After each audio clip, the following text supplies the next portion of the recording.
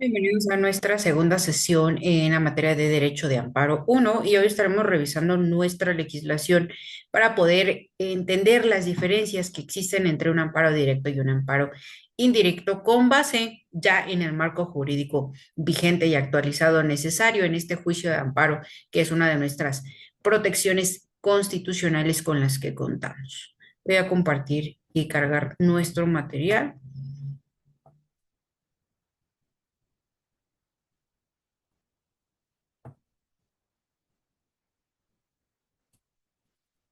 Ok, la ley de amparo reglamentaria de los artículos 103 y 107, ¿no? De la Constitución Política de los Estados Unidos Mexicanos, la última reforma publicada en el Diario Oficial del 16 de octubre del 2025. Desde el capítulo primero encontramos las facultades que fueron otorgadas porque el juicio de amparo tiene por objeto resolver toda controversia que se suscite por normas generales, actos u omisiones de autoridad que violen los derechos humanos reconocidos y las garantías otorgadas para su protección con la Constitución Política de los Estados Unidos Mexicanos, así como por los tratados internacionales de los que el Estado mexicano sea parte. Por normas generales, actos u omisiones de la autoridad federal que vulneren o restrinjan la soberanía de los estados o la esfera de competencias de la Ciudad de México, siempre y cuando se violen los derechos humanos reconocidos y las garantías otorgadas para su protección por la Constitución Política de los Estados Unidos Mexicanos. Por normas generales, actos u omisiones de las autoridades de los estados o de la Ciudad de México que invadan la esfera de competencia de la autoridad federal, siempre y cuando se violen los derechos humanos reconocidos y garantías otorgadas por la Constitución Política de los Estados Unidos Mexicanos. El amparo protege a las personas frente a normas generales, actos u omisiones por parte de los poderes públicos o de particulares en casos señalados en la presente ley. Como vimos, la clasificación se tramita en vía directa o indirecta y se sustanciará y resolverá de acuerdo con las formas y procedimientos que establece esta ley. En estos aspectos es importante que nosotros revisemos, ¿no? Estos factores como también el interés legítimo que es necesario para que exista el reconocimiento, ¿no? Ahora, el interés jurídico que también obra en este sistema de garantías.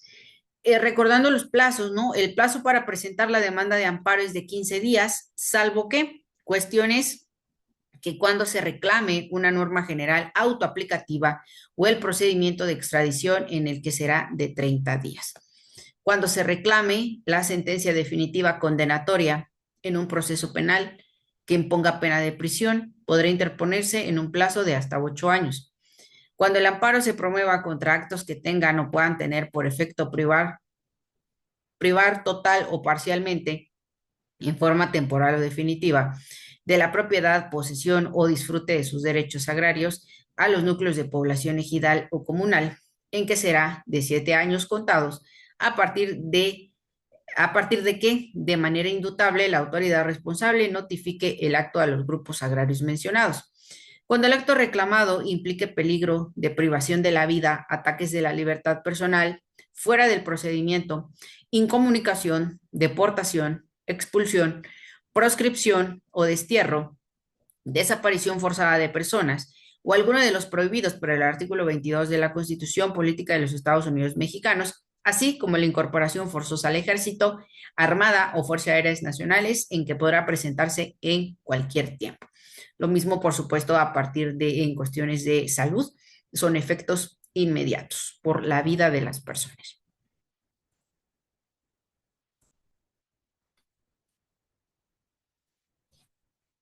Vamos a revisar de manera concreta sobre el amparo directo e indirecto.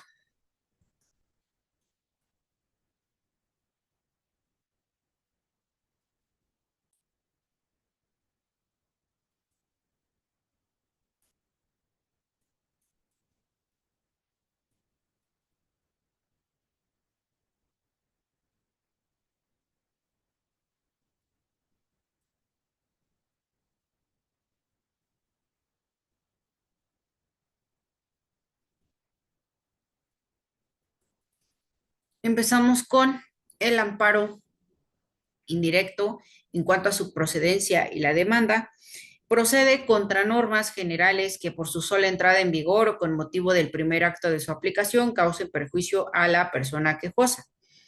Para los efectos de esta ley se entiende por normas generales, entre otras, las siguientes. Ahí pueden ustedes observar de la A a la G los aspectos que se consideran en cuanto a normas generales.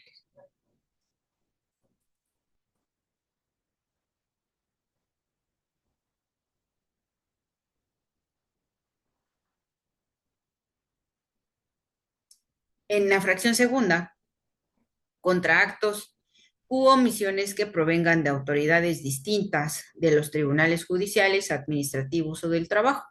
Si se trata de actos de ejecución o cobro o contribuciones de créditos fiscales determinados en resoluciones liquidatorias que hubieran sido impugnadas y hayan quedado firmes por resolución de autoridad competente o de resoluciones que resuelvan solicitudes de prescripción de dichos créditos firmes, solo podrá promoverse el amparo hasta el momento de la publicación de la convocatoria de remate, caso en el cual se harán valer las violaciones cometidas durante el procedimiento.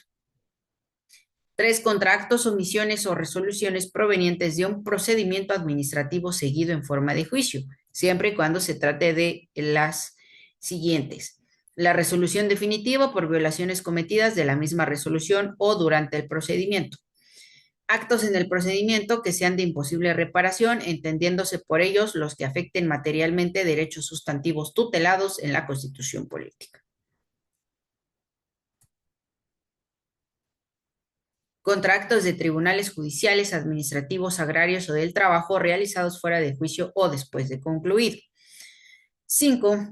Contra actos en juicio cuyos efectos sean de imposible reparación, entendiéndose por ellos los que afecten materialmente derechos sustantivos tutelados de la Constitución política de los Estados Unidos mexicanos y en los tratados internacionales en los que el Estado mexicano sea parte. Contra actos dentro o fuera de juicio que afecten personas extrañas. 7. Contra omisiones del o la Ministerio Público de Investigación de los delitos, así como resoluciones de reserva, no ejercicio o desistimiento de la acción penal o por suspensión de procedimiento cuando no esté satisfecha la reparación del daño. Contra actos de autoridad que determinen inhibir o declinar la competencia o el conocimiento de un asunto y contra normas generales, actos u omisiones de la Comisión Federal de Competencia Económica y el Instituto Federal de Comunicaciones. A partir del artículo 108, es esencial que ustedes revisen y lean la demanda de amparo indirecto deberá formularse por escrito o por medios electrónicos en los casos que la ley lo autorice, en la cual se expresará elementos básicos que debe tener una demanda de amparo para que pueda proceder conforme a los intereses y protección de las garantías necesarias. Les doy un minuto para que observen.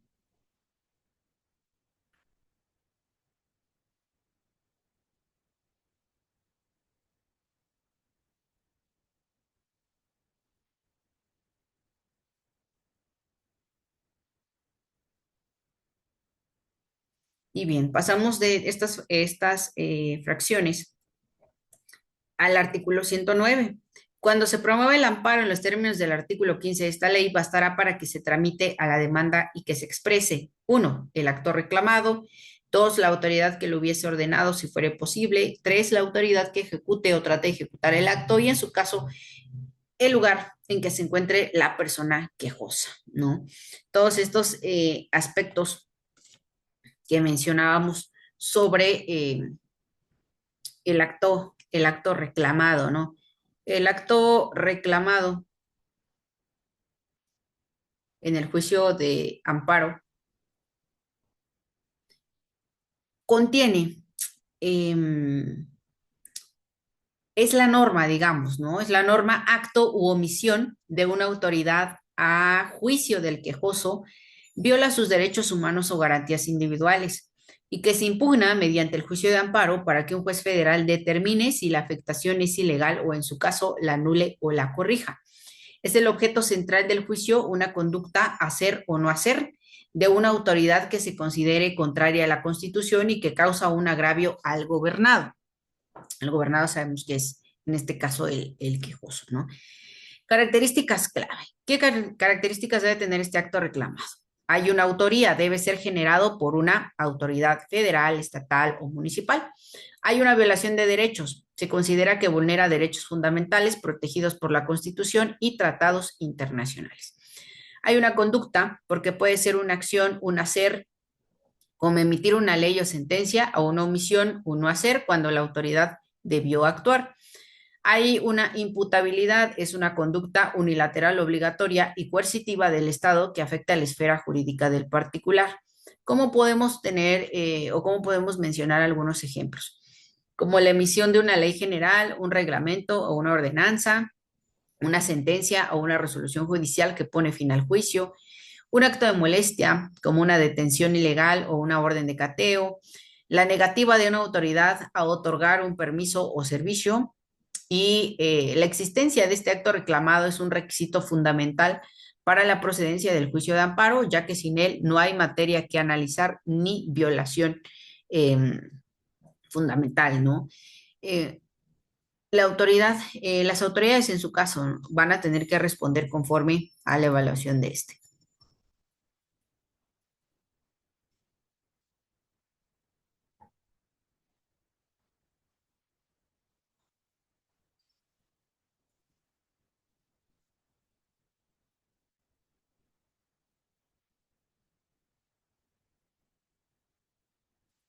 Ahora pasaremos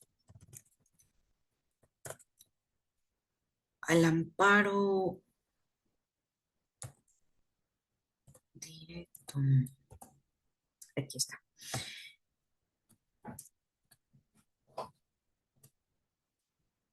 Bueno, vamos a revisar que pues el amparo directo ahora procede en este juicio, ¿no? Constitucional en México, pues para impugnar sentencias definitivas, laudos o resoluciones que ponen fin a un juicio dictadas por tribunales judiciales, administrativos, agrarios o laborales, reclamando violaciones a derechos fundamentales que afectaron el fallo. Se interpone ante los tribunales colegiados de circuito y se presenta a través de la autoridad responsable, el tribunal que dictó la resolución, siendo una vía para controlar la legalidad y constitucionalidad de las sentencias que ya no admiten recursos ordinarios. Características principales. Las características principales, pues precisamente es que van contra actos definitivos que terminan un juicio, como sentencias, laudos y contra violaciones procesales que afecten las defensas del quejoso. Presentándose la demanda ante la autoridad que dictó la resolución, la autoridad responsable, no directamente ante el tribunal colegiado. La finalidad busca proteger derechos humanos cuando una sentencia ya no puede ser recurrida por otras vías, actuando como una instancia revisora de constitucionalidad. La suspensión. Se puede solicitar la suspensión del acto reclamado para evitar que la sentencia se ejecute mientras se resuelve el amparo. La diferencia con el amparo indirecto, pues es que el amparo directo contra actos definitivos y el amparo indirecto contra actos que no son definitivos o que no han concluido un juicio, como actos o omisiones de autoridades que no son jurisdiccionales o que no ponen fin al proceso. Ejemplos de procedencia también, ¿no? En materia penal, contra una sentencia condenatoria por violaciones como la falta de defensa adecuada o la indebida valoración de las pruebas. En materia civil, contra una sentencia que declara procedente una acción sin haberle dado al demandado la oportunidad de defenderse. Entonces, este juicio de amparo directo, la ley nos da los párrafos necesarios para poder entender cuál es su procedencia.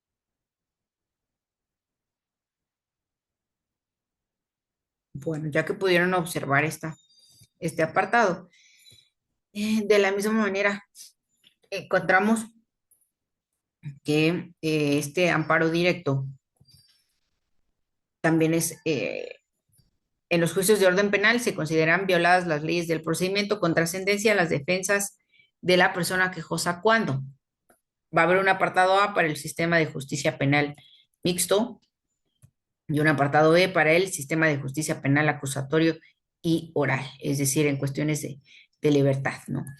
A partir del 175, ustedes pueden observar que está aquí los requisitos de la demanda de amparo directo. ¿Cuál les doy 2 minutos para que puedan observarlo? Y lo que mencionamos, ¿no? Otorgar el acto reclamado, preceptos y los conceptos de violación.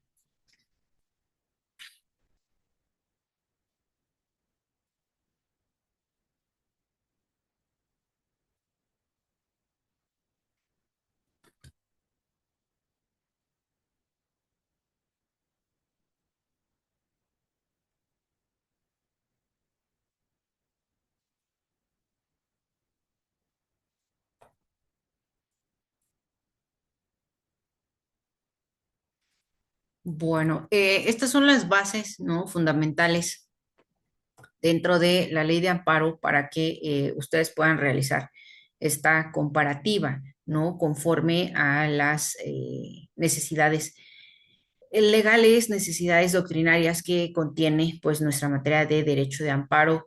Uno, muchos de estos aspectos son necesarios en el conocimiento para poderlos emplear dentro de la práctica, ¿no? Muchos factores, ya consecuentemente iremos viendo la evolución de distintos factores.